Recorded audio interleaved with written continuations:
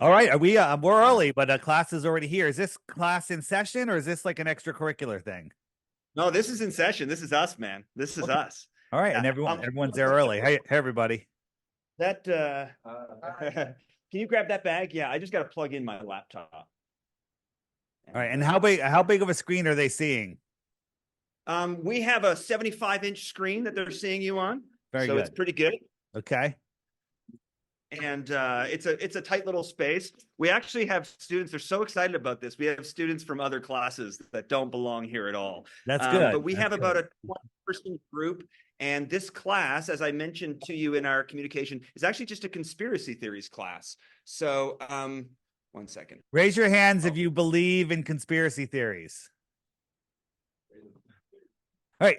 Well, the definition of a conspiracy theory, why it's setting up, is when two or more people can work together for their own benefit. So let me tell you something. There's conspiracies in your own home. Okay. They're trying to prove, people are always out for their own good. And so conspiracies are everywhere. And one other question is, do you know the difference between a conspiracy theory and a fact? Ooh. Did someone want to answer this question? A conspiracy theory and a fact. I'll answer it. About 4 months. Yeah, I mean, there is what we've been talking about is uh, sort of the psychology behind conspiracy theories. Some conspiracy theories that have turned out to be true.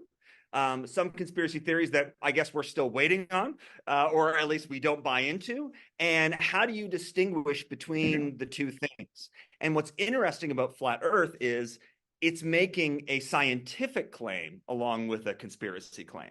And so that's where it meets with this class. So we're not, I wouldn't call anybody in here a scientist. How much Right? time do we have? How much time do we have? That's good that you're not We scientists have, because no offense to you, Mr. Teacher, because yeah. you are a free thinker, I can tell, is the way you become a teacher is you memorize and regurgitate what they want you to do. And if you do it really well, you get promoted to be a teacher. But you're willing to think outside the box, which is good. And one other thing before I start, do not believe anything I say. Okay. Belief is the lazy man's knowing, right? I live in Connecticut. You can believe it. Or you can do a lot of research, a lot of time, a lot of effort, and find out, okay, he does live in Connecticut. But even after I said that, you may have a belief that I live in Connecticut, but you don't know it. So belief is the enemy of knowing. And I just want to start off with that. So when I say don't believe everything I say, I'm going to point to some doors that you've never thought of, that you've never seen. And then it's up to you to go verify this stuff yourself, because every flat earther has the same story. We laughed at it, we ridiculed it, we made fun of the people that brought it up, we refused to look, and then finally, when we went to verify it ourselves, we all went in with a bad attitude. We all went in to disprove it and prove the globe. That's not really a good way to do research. You want to find out something? Go look for the truth. But we all go in to disprove it and prove the globe, and we all end up as flat earthers. There's something there, and nobody ever leaves flat earth. It sounds like a cult, but it's just because once you see it, one thing we all have in common, some of us, we know that we don't know a lot of stuff. Globe believers believe they know everything, right? But one thing we all know, we all have in common is we wonder how the heck we ever believe the heliocentric model, because it is absolutely insane. So I don't know where we want to start. We can go. Well, Go ahead. we have about 60 minutes from now before we got to shut down. Okay. And so I thought what would be a good distribution of time would be something like if you wanted to present for 25 minutes, and then we can move to a question period of maybe 35 minutes, or we could reverse those times or whatever works for you. I'm gonna go over a couple things, and then I want you guys to ask questions, because I found out with these classes I can present 900 proofs, and if I don't answer the one question they have, they discard them all. Right? When a chain is broken, you can't climb that chain because it's broken. So I'm gonna break the chain in 100 places, and just because you can't figure out one thing doesn't mean that the chain's not broken. I want to start with something that's not about flat Earth, but the way they get away with it is because people are lost in space, spinning out of control, have no idea who they are, where they are, what they are, what's going on, or that there's a big conspiracy to control the human population. So you guys are seniors, is that right? Is this high school seniors, Dan? It's a variety of students. We have Okay. sophomores, juniors, and seniors. Okay. So we're just going to look at a little history. Some of this you guys may know, some of it you may not know. It's only going to be 1 minute, so don't panic.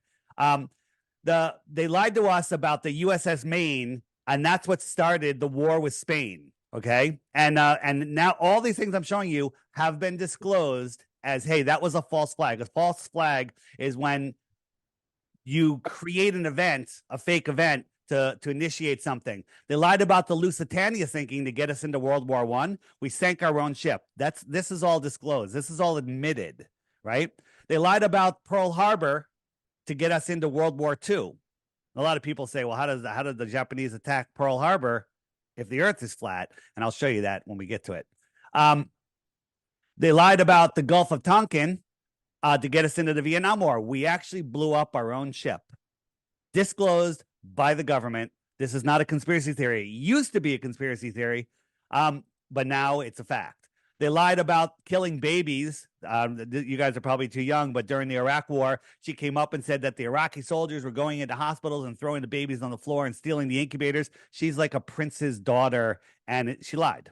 All right. They lied about weapons of mass destruction to start the Iraq War. They lied about the greatest leader in the world, Muammar Gaddafi. Greatest leader in the world, but you're all taught that he's a villain to start the war with Libya. And they lied about the attacks in Syria. They lied about attacks on children and bombing to stay in Syria. And this is just the whole thing. So if they lied about that, do you think they might lie again? Do you think it might happen again? So what is the flat Earth, right? This is the flat Earth. This is the balloon at 120,000 feet that we sent up. The Earth is spinning 1,000 miles an hour. That's almost double the speed of sound below this balloon. But somehow this balloon only landed, within 100 miles of where it took off. It should have landed 3,000 or 4,000 miles to the west if the Earth is spinning to the east. But it didn't. And this sun, it's a local light. It's right here. This area is lit up like it's close. Don't ask me what the sun is because we don't know. But the idea that the sun is a burning ball of gas in a space vacuum breaks every law of common sense and of physics, right? So where do we go? We'll start here. So where is I going to go? I was going to show you something else. So what is a flat Earth? Let me, sorry for that. Give me 1 second. My screen just blinked out. Where do we go?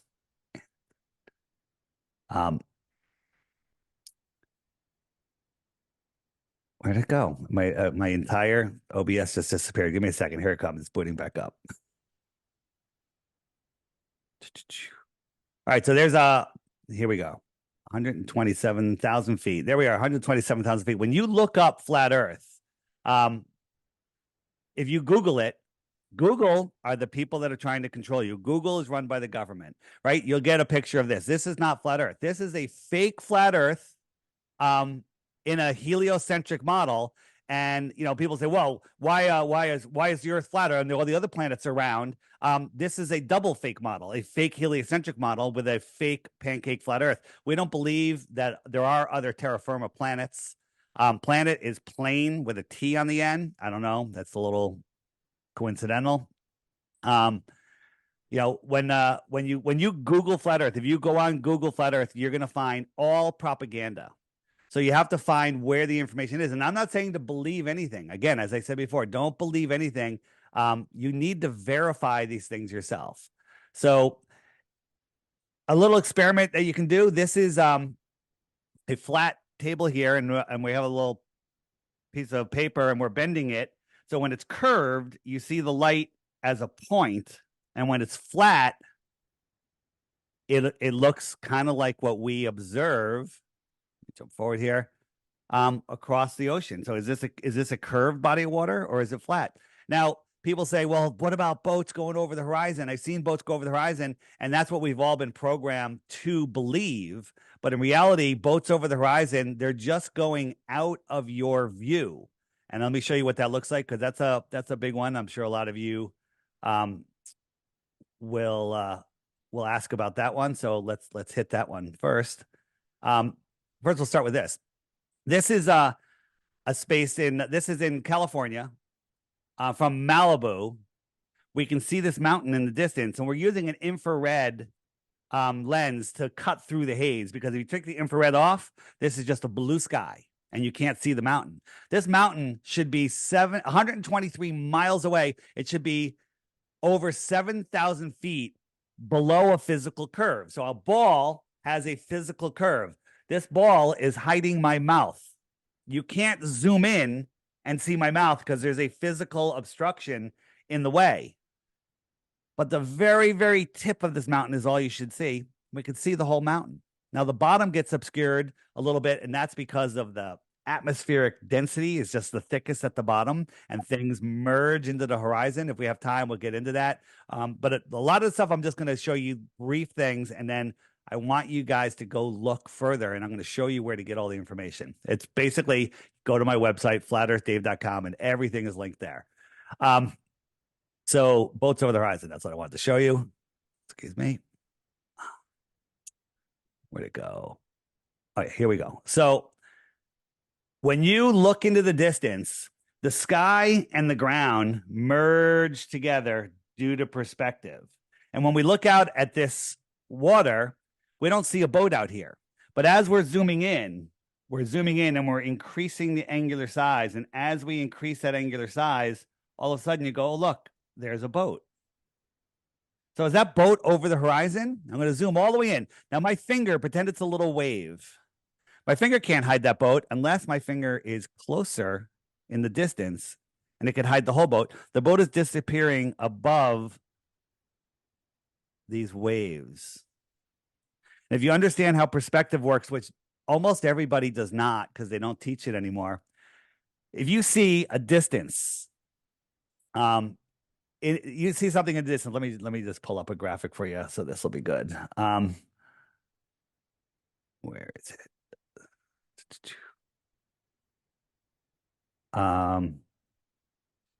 Here's a perspective one. Let me see. Did I lose my there we go. Turn this back on. So this is the moon just going away, and it's going down, right? And I have a experiment that I did here. This is what I call my flat earth kitchen. And I ran a string across the counter. And so this string here, it's a little hard to see, is level. This is a terrestrial point of view. So the camera for this is on the table over here, and I'm looking up at this string. Right here is a celestial point of view. The camera's at the same height as the string. And as I bring this line over, it's just, you can see that it's just coming towards you, but from the ground, it looks like it's going down. It looks like it's going below this, which is above your eye level, but you can't tell because everything merges in. So here's the sun going away. It goes down, and it's going behind what I call the atmospheric deck of opacity. Over distance, when you're looking across the earth, that's the thickest, densest part of the air. It's like in an Olympic-sized swimming pool. Go in on one end, the water's perfectly clear, but you can't see the wall on the other side because it just becomes too opaque. And air is the same thing. It's a fluid like water. And so perspective just makes it go beyond this opaqueness. Now, this could be mountains in the distance that we can't see. But that one right there is just the atmospheric deck that becomes opaque. I'll show you one more, and then I think I'm going to switch to questions. This is what I'm going to show you here is I talked about on a globe, at the curvature formula for globe using globe math says that at 3 miles, there's 6 feet of curvature. That sounds like a lot, right? 6 feet of curvature. That means a 6 foot tall person standing at the edge of perfectly calm water cannot see the surface of that water beyond 6 miles. So that's a requirement of a physical ball. But we can see the surface way beyond it, way beyond it. Now, the higher up you are, the farther you can see because your angle is a better angle to something far away. And this right here, we can see 8 mountaintops. Now, the globe components, we'll go, no, those are clouds. They're the exact shape of the mountains in the exact position that Google Earth shows those mountains should be, right? This is a picture. Using this altitude and the distance, the very tops of these mountains should be over 40 miles.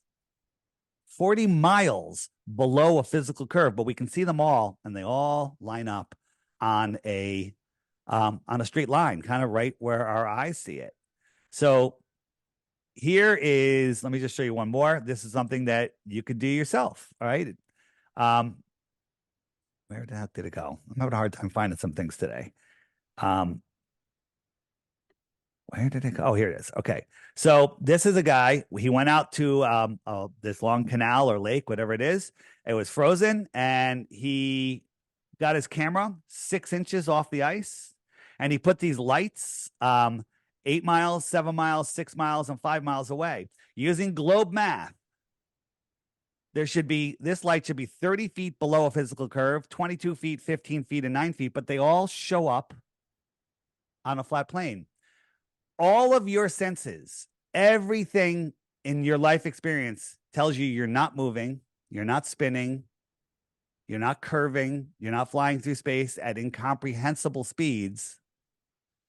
But nonsense tells you that you're spinning and whirling and twirling inside a crazy space vacuum, right? A scientifically impossible space vacuum. One more thing. Okay. Just so you guys understand, I have a question, and I'm going to offer a Bitcoin if somebody gets it right. Right? It's very easy. No calculators. Okay. Now I got your interest, right? Now I got your interest. Right. So this is how they teach you that all the planets circle around the sun. But what they don't teach you is that the sun is traveling at about 500,000 miles an hour. So from a side view, this is what's going on. All of our planets stay on this plane, chasing the sun at 500,000 miles an hour. We're orbiting at 66,600 miles an hour, a speed that you can't comprehend. And we're spinning at 1,000 miles an hour at the equator. And the whole system's moving sideways at over 2 million miles per hour. But nothing ever changes. You go look up at the stars tonight, all through history, all of your life, none of the stars will ever change due to parallax. Parallax is when something in the distance moves slower than something in the foreground. No two stars have ever crossed each other's path. So we're traveling 4.4 billion miles a year, never to return to where we were before. 80% of our stars in our galaxy are in binary orbits, which means they're orbiting themselves while they're moving in their own directions. And no two stars have ever changed positions. Go out tonight. Set your camera at a certain spot at your house. Take a picture of the stars. Put a note in your calendar to take that same picture next year, same day, same time, and every single star will be in the exact same position. Well, we'll be 4.5 billion miles from where we were before. And all of those stars have moved, but every star will be in the exact same place. All right. So just to give you an idea of how fast that is, this is the hypersonic sled track. If you just look it up on YouTube, you'll be able to hear the sound. You can hear the sound here. It's going to go by a Mach 8.6 times the speed of sound. Can't even see it. And if you have the sound, it's shocking how fast it is. You have a hard time fathoming this speed. Watch. Ready? And you can't even see it, right? How about twice that speed? Well, if you believe in the heliocentric model, you believe that we are orbiting in a curved trajectory. That's not a straight line. People say, oh, once you're going that fast, it's all relative. You know, I'm flying in an airplane. Well, that's because the airplane's going straight and level and you're enclosed. You're on the outside of an unenclosed ball in a space vacuum going in a curved trajectory 10 times this speed. And you're chasing the sun at 100 times that speed in another curved trajectory. Okay? And when you go out in nature, what do you see? You see something like this. What is this? This is water. It's contained. It's got sides on the lake that hold it all in. It's not moving, right? Just the spin of the Earth, which is only 1,000 miles an hour, means, oh, it only goes around once a day is their argument. You look at the hour hand on a clock. It's not moving. You can't even see it move, and it has to go around twice in a day, right? Well, imagine you're on a merry-go-round that's spun once a day. That'd be a very boring merry-go-round. Okay. Well, what if it was 2,400 miles around? 2,400 miles. Yeah, that means it's going 100 miles an hour. The outside horse is going 100 miles an hour because it's got to go 2,400 miles in a day to come right back to where. You think you'd notice that? Expand that to the size of the earth, 24,000 miles around. It's going 1,000 miles an hour. It's curving to the right at a mile per minute.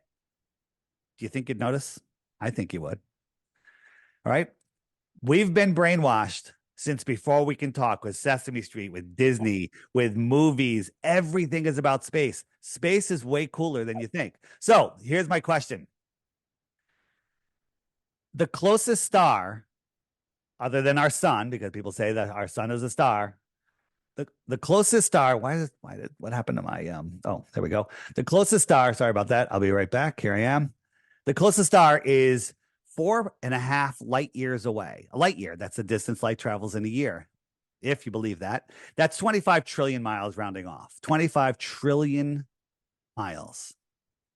So first question, this is not for the Bitcoin, is if we were traveling 1 mile per second and we traveled for 1 trillion seconds, how many miles have we gone? Just scream it out, anybody? We're traveling. This is very easy, but you've been not taught to think this way. It's very easy. 1 mile per second for 1 trillion seconds. How many miles have we gone? 1 trillion miles. 1 trillion miles. Right. It's not a trick question. Very easy.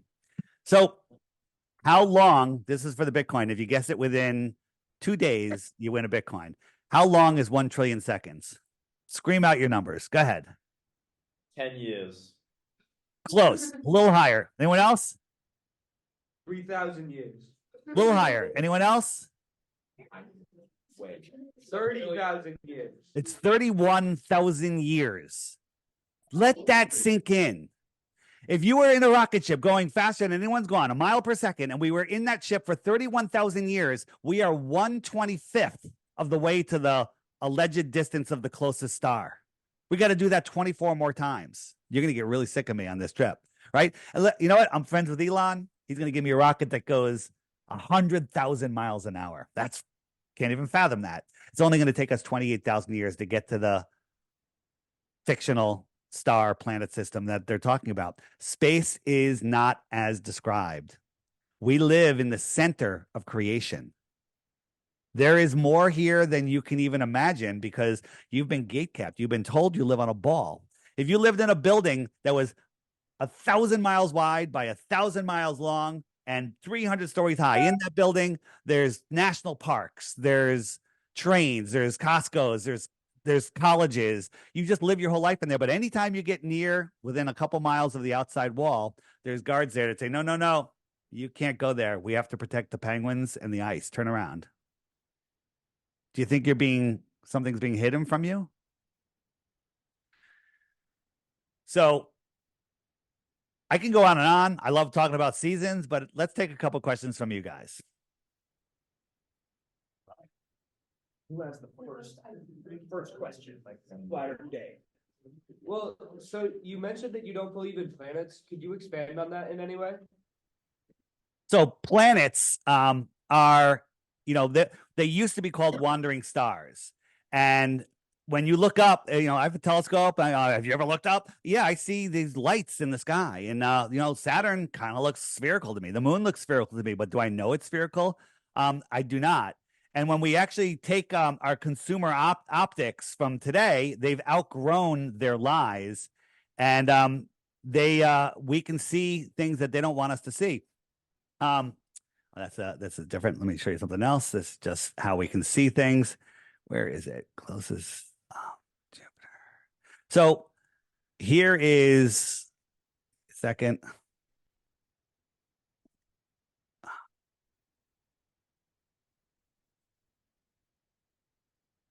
All right. So here is a zoom shot of Mars, right? So this is a little bit out of focus, but what is this? What are we seeing here? Okay. If you ask me what it is, I don't know. All the stars are named after gods. Okay. Right. So it's weird. And Mars is, if you guys go out at night, look up, I think Jupiter is in our sky now. It is the brightest lit up object other than the moon at night. It's like a giant star. It's bright as the sun, but it's small. It's Jupiter. And Jupiter is a dusty, dirty ball reflecting light back to Earth from a distant sun. If you were on Jupiter, the sun would be not the size of a nickel. It would be the size of like a pencil eraser because it's so much farther away. It's 400 million miles away, right? The sun's only 93 million miles away from us. And that little sun is reflecting off the clouds and coming back to you as bright in the sky. That doesn't make any sense. And if you actually get into it, we don't have time. The inverse square law of light just says that's impossible because as light goes out, light spreads out and it gets thinner and thinner and thinner until you can't see it. Here is, this is Venus. Let me show you. When we zoom in on Venus, kind of weird. There's a lot of stuff. I have an app. It's called the Flat Earth, Sun, Moon, and Zodiac Clock app. And on the frequently asked questions page, there's a section called Stars and Planets. And there's tons of videos showing that. But let me just show you what our consumer optics have done now. Oh, that's a gravity thing. Hold on a second. Oh, so this is parallax. Look at this.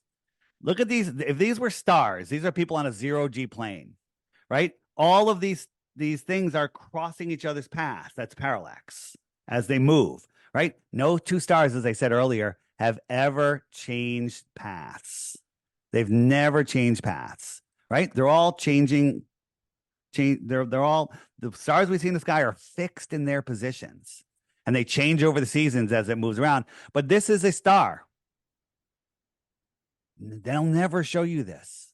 You can do this yourself. Nikon has a camera called the P1000. It's got 125 times zoom. You can zoom right in on stars, and they're amazing. So there's a lot of people, astronomers looking up, amateur astronomers, and they're all becoming flat earthers once they start really questioning their belief system and looking at the evidence. So there we go. Next question. Yeah, I don't know if you can hear me. Yeah. But, it's like, you know how when you say that the Earth is like a flat plane surrounded by Antarctica, but if you walk along the equator forever, why can you never reach Antarctica? Well, you can. I mean, first, there's no land that can get you to Antarctica because it's away. But let me show you what you're talking about, circumnavigation, and that's a good one. So let's look at circumnavigation. So on the flat Earth, where is it? There we go. So on the flat Earth, here we go. So here we go. 1, 2, 3. All right. So this is a flat Earth map. And at the center, I have a neodymium magnet. It's just sitting right here. That's our North Pole. And this compass, if you look at the needle, it's pointing towards the north. So this is west and this is east this way, right? So I'm going to try to push this west. And as I go, I have to keep turning because that needle needs to point towards the north. West is a circle. This does not prove the Earth is flat because it's the same on a globe. West is a circle, and I end up right back where I started from. And I could do the same thing east, right? Billions of people have circumnavigated the world east and west. 0 have done it south. Now, on a globe, you should be able to go any direction in a straight line and end up where you started. This is south. South is a straight line. So right here, I'm trying to dead reckon west. So I got my compass, it's lined up, that's west. And so if I just follow the stick, ready? Here I go. If I just follow the stick, watch the compass, it turns, I'm heading south. I'm heading south already because I didn't turn. Every straight line will bring you to Antarctica because Antarctica is the shoreline around our world. What's out here? We don't know because we're not allowed to go beyond 60 degrees south unescorted. You can take a little, very expensive trip right to this little tip right here. Now, I'm going to go south. If I go south, I should pop up over here. If I go south from Santiago, I should pop up in Australia. Nobody has ever done that. Nobody has ever done that. Let me show you something else. They say, well, if you go Google, they'll say, well, there's a flight. There's a flight that did it. World record. They went from the North Pole they circumnavigated the North Pole, South Pole in record time. So they went from here, United States. They went up, over Iceland, around the North Pole. They came down here through Europe. Is that Europe? or whatever, Russia, and they come down Madagascar. They went around the South Pole and they came back. Does that look like you're circumnavigating a globe? Right? Let's put that on a flat Earth map. This is all they did. They went from the alleged South Pole by the North Pole, and they went just around like that. That's all they did. If you walk around your neighborhood, just taking right-hand turns, and you come back to where you were, is your neighborhood a sphere? Next, I could spend another hour just on this topic. It's amazing. So go ahead. We had a lunar eclipse on Monday. How do you explain lunar and solar eclipses? It's widely known that a lunar eclipse occurs when the Earth's circular shadow is cast on the moon when the sun is directly behind the Earth. If the sun is behind the Earth and the moon is in front, how do you explain the Earth not being circular? Well, I want to talk about a solar eclipse or a lunar eclipse. We just had a solar eclipse, and I'll comment on the lunar eclipse real quick. When you take a ball and cast a shadow on another ball and eclipse it, it comes in as an ellipse, it spreads out, and then it leaves as an ellipse. That's not what we see during a lunar eclipse. And there's a thing called the Selenilian eclipse, right? This is a Selenilian eclipse. There's been over 50 of them documented.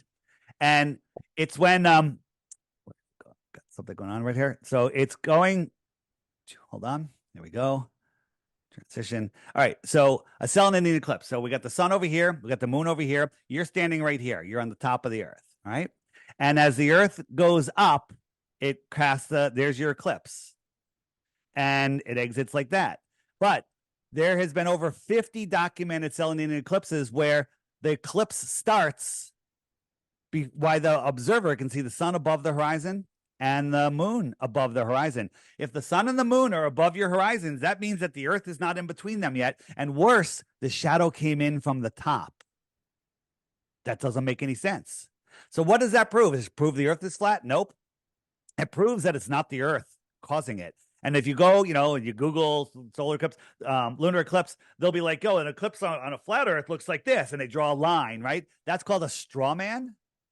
Because you have to straw man if you want to fight the flat Earth, because there is no legitimate argument. You have to understand our argument. When I get into it with people in person, I ask them before they start asking me questions. I'm like, what's the radius of the Earth? What's the orbit of the Earth? What's the diameter? How did they figure it out? How far is the sun? I ask them 50 questions and they can't answer one of them. I'm like, wait a minute.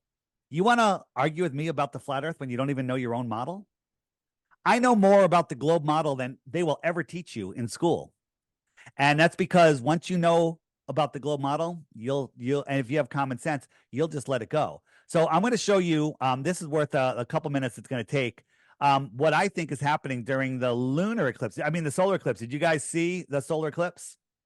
Any of you see it? Were any of you in the path of totality? You were there? You were in the path of totality? Where? Texas. Really? Yeah, it's nice. It's awesome. It's awesome.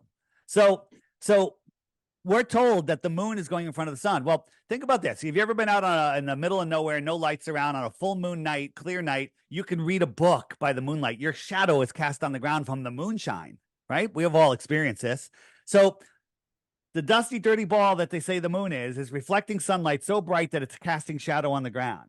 And that's actually impossible, but okay, let's just say that's a thing. So the Earth would do the same thing. When there's all eclipses happen when there's a new moon. A new moon means the moon has disappeared from its waning crescent to nothing.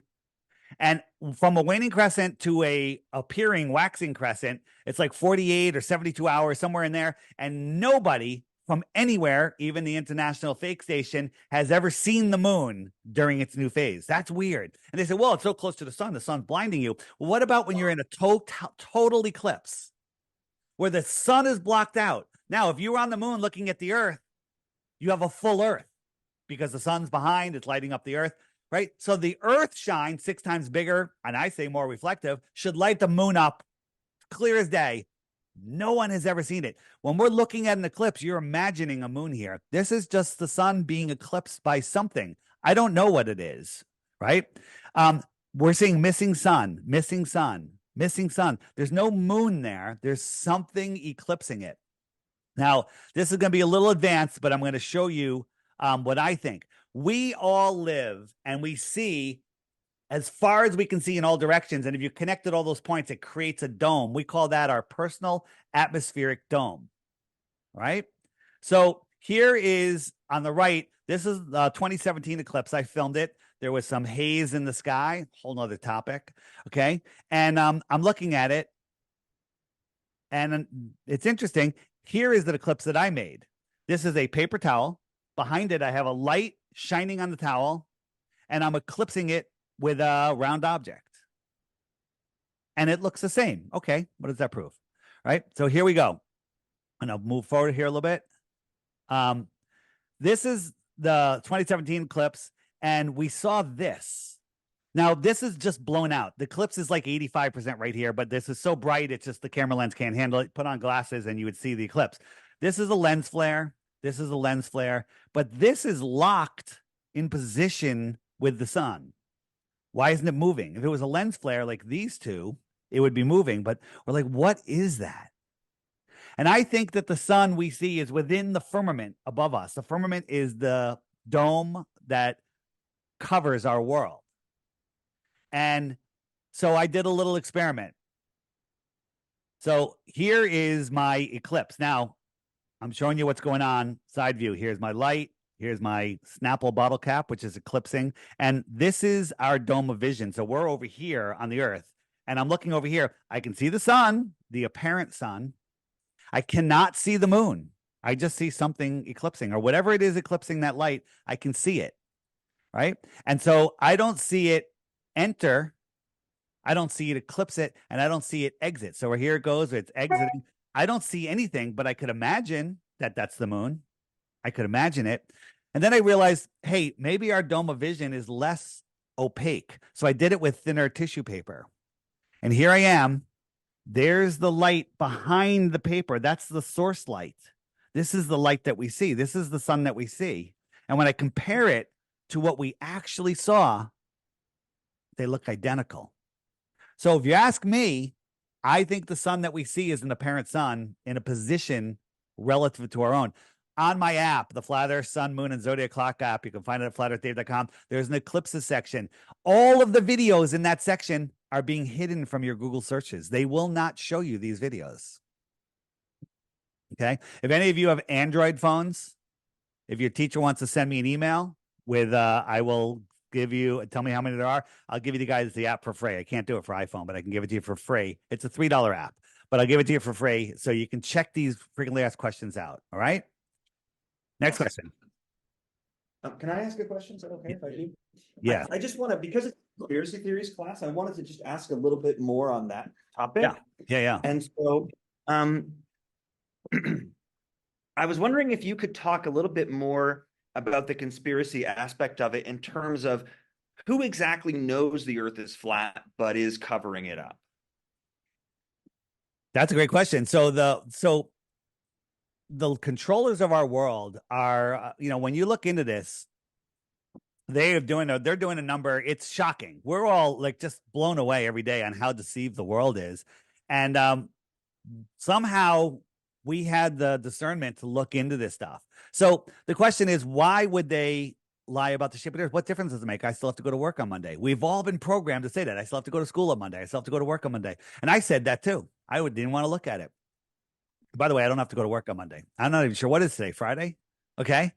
Right. So that 10 years ago, if you said you're going to be talking about to high schoolers and to other people about the flat Earth and how, the Bible is actually a flat Earth book, and I was completely against all spirituality, religions, I would say you're absolutely crazy. But here I am. So the world is the universe is humorous. So why hide the flat Earth? Because if you're spinning out of control, lost in space, don't know who you are, where you are, if you think overpopulation is a real thing, if you think that we're running out of fossil fuels or that fuels are fossil, if you don't understand that there is free energy, Nikola Tesla gave us free energy with his Warden Tower in Long Island, New York, and JP Morgan shut him down because JP Morgan owned all the copper wire companies and the telephone poles and the trains and the coal. And he realized that if everyone had free energy, that would kind of free the world up to really be creative and make a beautiful place. So they stopped it. So, why would they lie?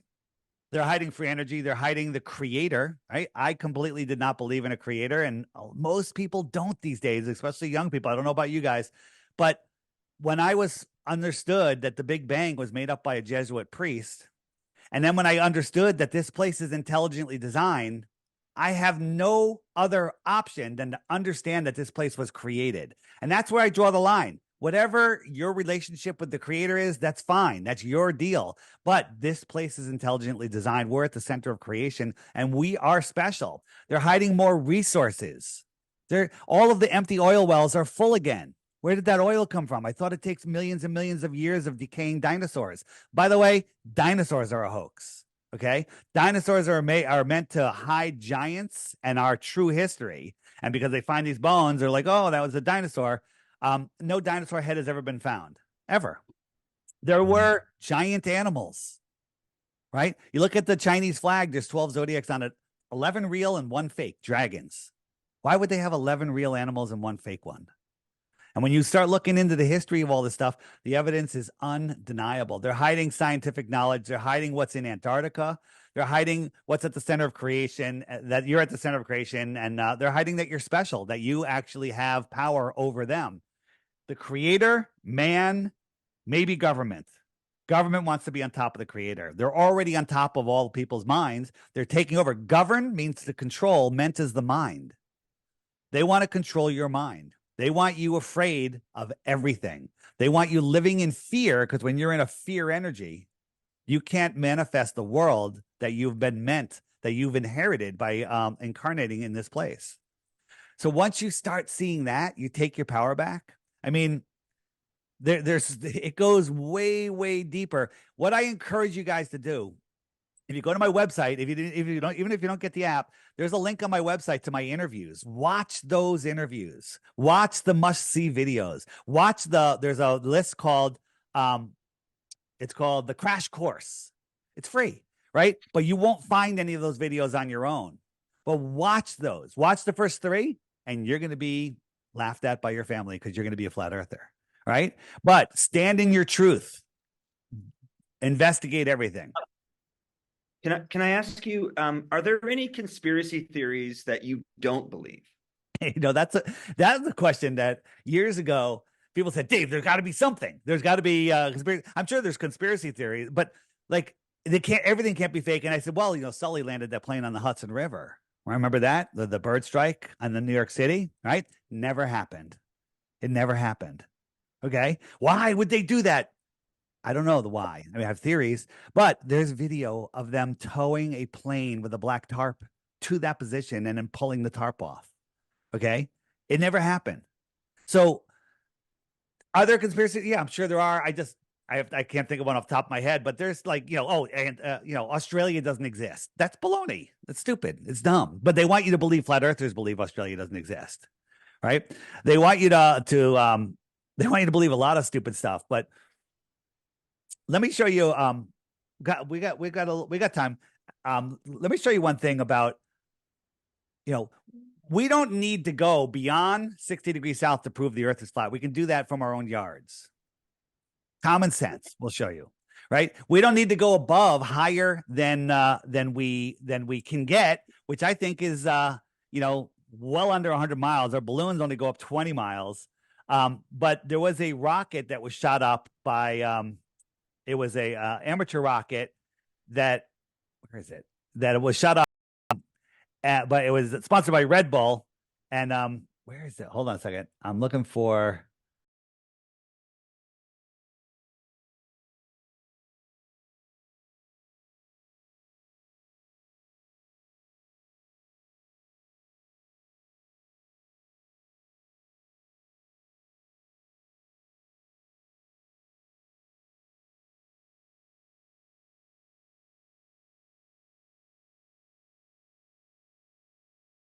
Miles, and then it goes kerplunk, like it almost like it went into water, but it went into like a thinner thing, like a plasma. And we've had some whistleblowers from NASA that telling us what's up there. It makes perfect sense. But that's one part of it. The interesting thing is when it turned on its side, you can see the moon. Ready? Here comes the moon. There's the moon. Now look, looking a little flat up there, but look at the moon. That's interesting. Why is that interesting? Because that rocket was launched in Arizona at like 11 a.m. So here's the sun. It's 12 o'clock here in Central Time or Eastern, whatever. And the moon was over here, over Australia. So if the rocket's right here, and this is the scale of the Earth, the rocket is a fraction of a millimeter above this ball, and the moon is directly below the ball. How do we see it? How do we see it?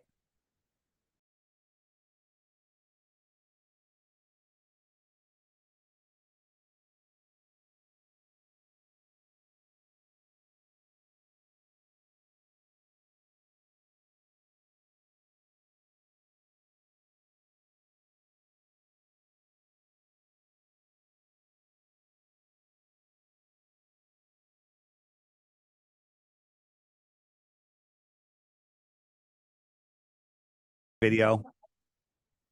Um, Go ahead. can I ask you, just in terms of when you're weighing the evidence between the two theories, and I'm just going to, I hate to do this, I'm going to in a friendly way, disagree with you about the flat Earth being a conspiracy theory, because I think it's a scientific theory.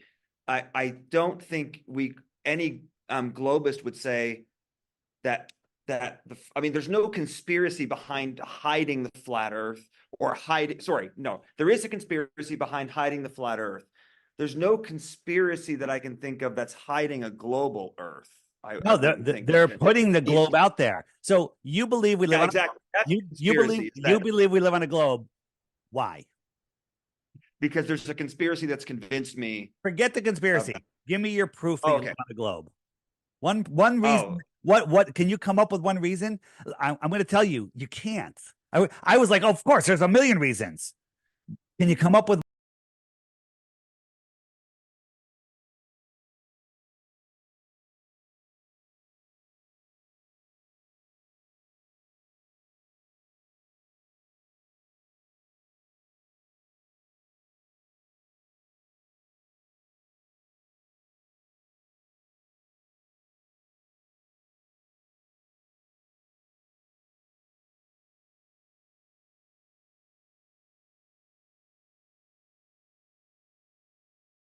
best flat Earth argument so that we're not straw manning the position of someone else? We were curious about what you think is the best globist argument that you've come across. There is none. I mean, I can steel man the globe arguments better than most globers can, right? You know, when they try to describe gravity makes no sense whatsoever. Now, here's a question. Well, I'm going to ask the question. I'm going to answer it for you. When you're closer to a gravitational object, the gravity's stronger. The farther away you are, the weaker the gravity. You with me? Okay. Right. So we have our solar system, right? We have all the planets, and the planets have moons. Some of them have multiple moons, right? And during the eclipse, as a matter of fact, we had an alignment of all of the planets. They were all lined up right next to the sun. So that means all of that gravity is pulling in one direction, towards the Earth, but nothing gets pulled out of place.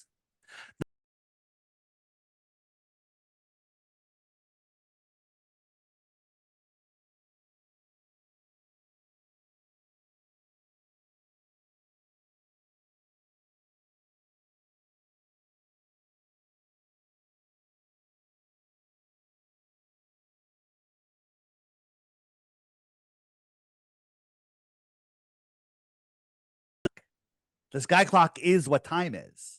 And so a gravitational heliocentric world, it makes absolutely no sense. If have you heard of the three-body problem? The three-body problem says that they can't take a computer program and put three gravitational bodies in it. Here's a little example. I got three bodies the same size, and I start them off, and it's going, but then their little perturbs of energy start making them go in a random pattern, and there is no supercomputer in the world that can figure out what they're going to do next. That's three bodies. Our solar system has hundreds of bodies. Our galaxy has trillions of bodies, and nothing ever changes. That's proof alone that the globe model is ridiculous. absolute insanity, right? While we're on gravity, let me just run down what gravity, because gravity is their god. There's a thing called electrostatics. Everything from the food you eat to yourself to the air to everything has an electrostatic charge. The earth has a negative charge. It's described as a negative charge. The sky has a positive charge, and everything above the earth is in that positive field. Negative and positive attract each other. Okay? Negative and positives attract each other. Right? So here is our earth that's a big electrical system. This is where the free energy comes from. The moon is the anode, the sun's the cathode, the salt water carries the current, the land is the salt bridge. If you watch your chemistry, that's a battery, right? There's a free energy system here on Earth. So here's a little experiment we did. So we have these leftover party balloons, and we tied them to there's just a little button here, and it's neutrally buoyant, just hanging a couple inches off the floor. And that wire you saw goes to what's called a Van de Graaff generator, and we're going to crank it up and increase the positive charge of this. And as we increase it, it goes down. Now, do we make it heavier? Or do we just make it more attracted to the negative charge of the earth? Discharge it, it goes up. Let's try the opposite of that. We have this tinfoil triangle. We put a negative charge into it, it goes up. Negative and negative, like, they repel each other, right? Keep the negative charge on, it stays up in the air, right? This is from MIT. They created a thing, it's called the silent drone. The Globers are like, oh, you said it's silent, but it makes a hum. And it flies just by changing its polarity. It's not blowing wind down. It's flying with a negative charge. There's the military has, it's declassified now, the XRT-3B triangular aircraft, and it lifts up on ionic propulsion, they call it, and it propels itself with electrostatics. Okay, so here's the thing. Let's pretend gravity is real and electrostatics are real. They tell us that the electrostatic force is 10 to the 39th power stronger than gravity. This is what your science tells us, the gravity believers. 10 to the 39th power, 10 to the 39th power. Remember, we're talking about a trillion before? That's 12 zeros. So if I'm just, an example is, this is a stupid example, but if I was in that room, Dan, and I gave you a bloody punch in the arm, ouch. What'd you hit me for? Right? 100 times harder, it's going to hurt. 1,000 times harder, it's going to knock you to the floor. Right? 100,000 times harder, probably kill you. Right? 1,000,000 times farther, it'd send you through the wall. 1,000,000,000 times farther, it's probably you'd explode, and maybe half the neighborhood would explode. Right? 1,000,000,000,000 times harder, you can't even fathom what that would do. That's 12 zeros. 3 more zeros, it's 1,000. Is that 1,000 times whatever? And then 1,000 times out again, we're only at 18 zeros. We have to go 18 more times to get to 30. So what they're saying is gravity is nothing. The electrostatic force, which I just demonstrated scientifically, manipulatable, observable, testable, repeatable, anybody can do it. Gravity is just a theory. They even admit gravity is a theory. And by the way, Dan, if you had a theory and it was 96% wrong, would you throw it out? Because gravity is 96% wrong. They say, well, the matter is missing for it to work. So, dark matter, dark energy, because it has to be. Otherwise, gravity's wrong. Therefore, dark matter and dark energy. No one's ever seen it. No one's ever measured it. But it has to be there to make their theory work. And they need their theory because that's what holds their world together. There you go. Cool. May I ask a question? Please do, yeah. I had a question about kind of the conspiracy. So you said that they were hiding the like global model to like hide the free energy and kind of the fossil fuels and the extra land, right? Yeah.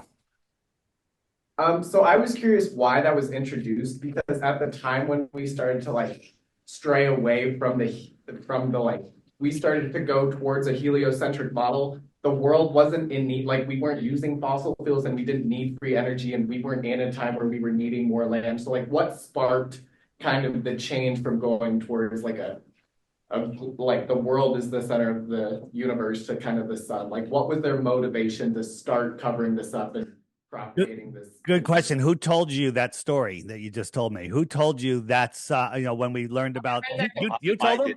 And where did you learn it? Where did you learn it? Sorry. Yeah, where did you learn it? In the textbook. I just learned it from other people who told me. Yeah, and they learned it from the textbook that the Rockefellers. We have primary sources that would.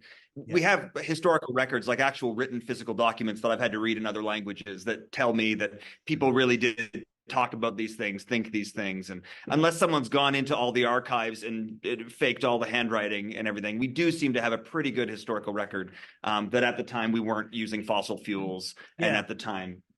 Well, the more about the globe model. The globe model was really brought forth in the 1900s. That's just not that long ago. I interviewed a woman that was born in 1918, and in elementary school here in Connecticut, she was taught the Earth is flat. And we found people in they said in the 1950s and 60s, early 60s, they were teaching globe Earth and flat Earth here in public schools. Right. We found articles. There's hundreds of newspaper articles of teachers being like sued for teaching heliocentrism. It's a new concept. We're all taught that Eratosthenes with his sticks and shadows. They still teach that in class. Eratosthenes with his sticks and shadows proved it 2,000 years ago. But Eratosthenes was the greatest mathematician of his time, and no one ever wrote a book about him and his experiment until the mid 1900s. There's no old books about Eratosthenes. That's like writing a story about the Chicago Bulls and leaving out Michael Jordan. Okay, that's incredible. So the Eratosthenes story is actually proves it doesn't prove either. But if you look at it, it actually proves the flat Earth in reality, because with all of our observations. So Eratosthenes said. Where I'm looking for it. Hold on a second. He said, hey, the sun's so far away. Back when Eratosthenes was around, they believed in a geocentric world where the sun went around the Earth, right? So he believes in a giant sun at an infinitely far distance, whatever it is, and it's going around a tiny Earth. That makes no sense, right? And he said, well, the rays come in parallel. Nobody has ever seen parallel rays, ever. No one has ever. When you look up and there's holes in the clouds, they come in. This is called crepuscular, right? They've never seen parallel rays. If the rays were coming in straight, the world would look like this. No one has ever seen this, right? When the sun's over here, the rays shoot out in all directions from that local sun. And you ask me how close the sun is. Again, the sun is in an apparent position from the way you view it. As you go up, it goes up. As you go left, it goes left. So here is just a quick example of how silly the Eratosthenes story is. There's a light over this can, slightly offset, right? This shadow's longer. This shadow's shorter. If if I move the light where it's lined up perfectly, you can do some math, the same math Eratosthenes used, and prove the sphericity of that table or the sphericity of this floor. There's a light over this bottle. There's a shadow on this bottle. We can measure the distance, measure the length and the shadow, and we could prove that this Earth is a ball. Math is not science. It is a description of whatever you're seeing, and you can make it do anything. This floor is flat, but using Eratosthenes math, you can say that the floor is spherical. So the whole story of Eratosthenes, his buddy went, 500 miles and he counted his steps. Imagine that, 17,980. What number was I on? Oh, crap. I got to go back. Right. So he counted it. And how did they talk to each other? According to our timeline, we didn't have cell phones back then. Or how did they talk to each other? How did they do any of that? Right. Distant sun, globe Earth, Eratosthenes, shadow, no shadow. Do the math. Flat Earth, Eratosthenes, his buddy, shadow, same math, and you come up with a sphere for a flat surface. Was there another question? Yeah, Mackenzie, go ahead. So we've been talking about this a lot as a class, but and it kind of builds on Dr. Jones's question. What evidence would you need to believe that the world is not flat? Sure.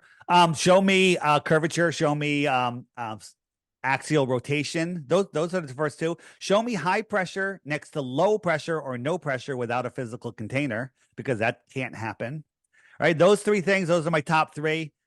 Show me, we say we see too far past the limits of, where we're supposed to be able to see. And, when we see it, they scream refraction, and we can prove that it's not refraction. We've done it many times. So that would do it. you know, there's if you look at the airline manuals, disclosed documents from the CIA, and you know, all propulsion aircraft, they say that they for experimental purposes they treat the Earth as a flat, non-rotating plane. Right? In my app, if you search documents, you'll see all the documents, disclosed documents, and they all say a flat, non-rotating plane. There's the Michelson and Morley experiment. There's a whole bunch of experiments that scientists did over the last 100 or 200 years or even longer, and every single one of them that tried to prove axial rotation or curvature proved the opposite.